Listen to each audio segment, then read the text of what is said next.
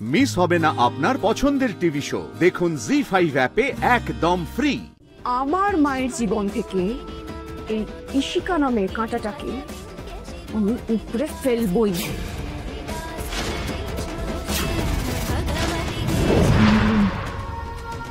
খুঁজে পেলে? মা মনে হয় কিছু বোঝেননি। এসব কথা এখন মাকে না জানানো ভালো। ও তো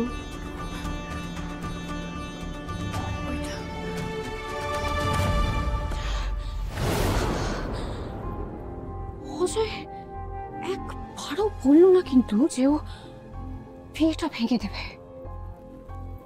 কি চলছে কি ওর মনে?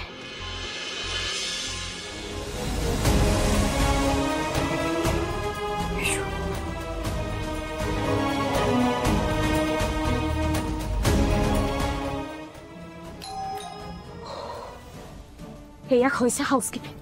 কখন ফোন করেছি? এতক্ষণে আসার সময় হলো। কামিন।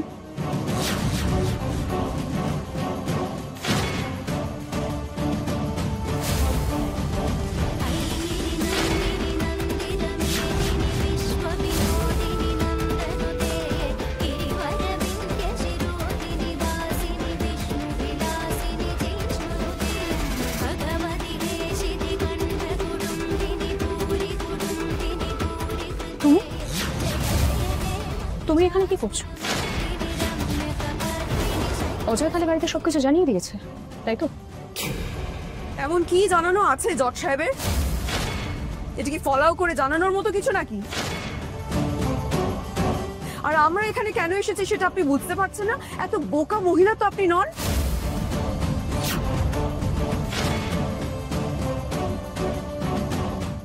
বাবা, তোমাকে তো ঠিক চিনলাম না।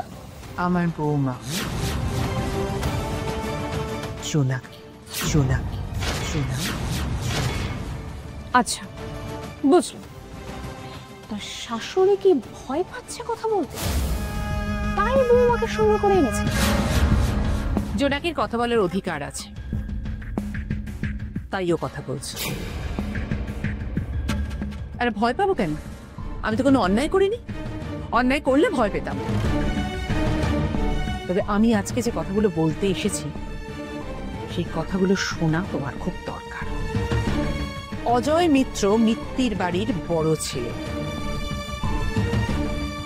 মিত্তির বাড়ির একটা সম্মান আছে। একটা বাইরের মেয়ে সেই সম্মান নিয়ে ছেলে খেলা করবে, সেটা তো হতে দেওয়া যায় না।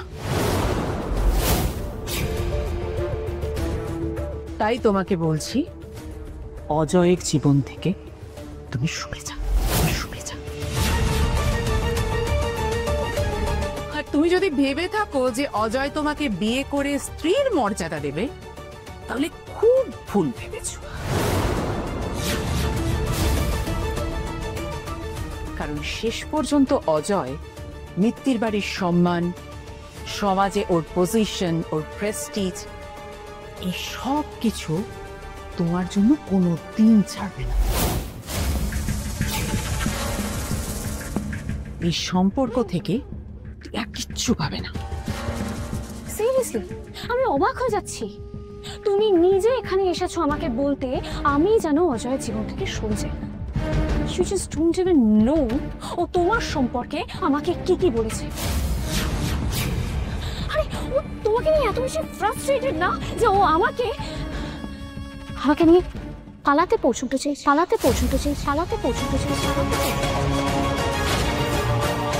আমি তোমাকে সাবধান করতে এসেছি। মানুষটার একটা সংসার আছে, একটা পরিবার আছে, সেই সংসারটা তুমি ভাঙছো। লজ্জা করছে না তোমার? রিয়েলি?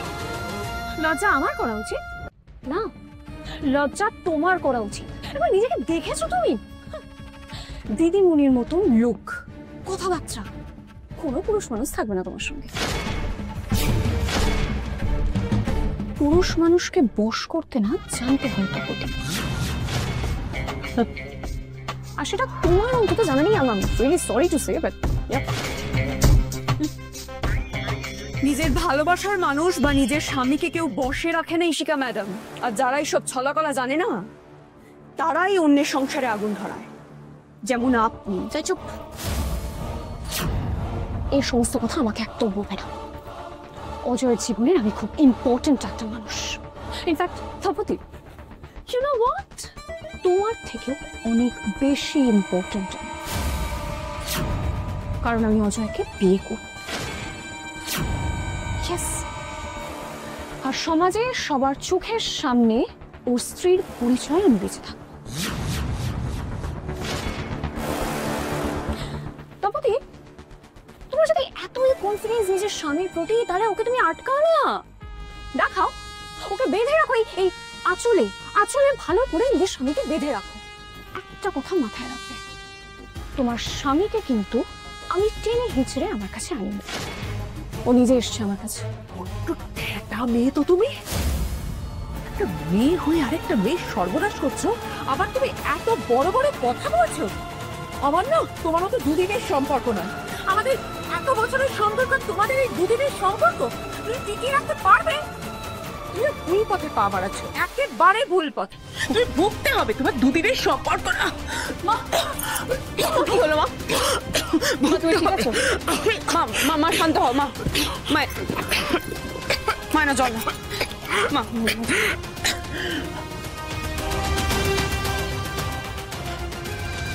কি হলো? এইটুকু থ্রেড দিতে এসে কেশে কেশে অস্থির তো কি করে সামলাবে গুরুতর পরিস্থিতি মিসেস তপতি মিত্র?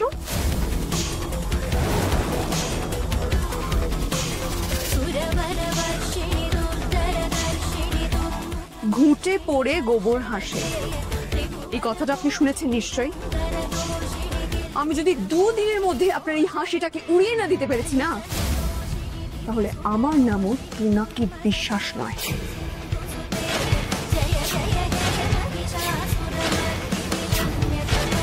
যে আগুনে আপনি মাকে পোড়াতে চাইছেন, ঠিক সেই আগুনে আপনি জ্বলে পুড়ে খাক হয়ে যাবেন।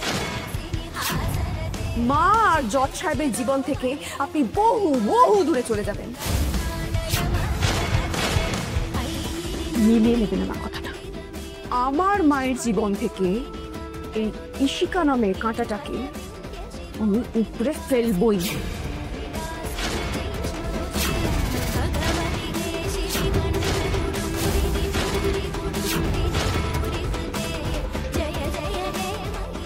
মা চলো, চলো এখান থেকে।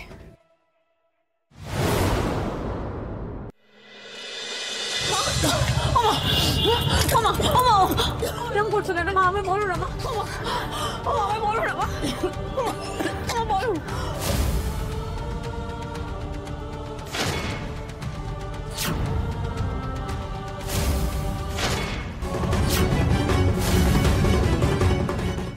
জি5 ডাউনলোড করুন আর সব এপিসোড দেখুন একদম ফ্রি।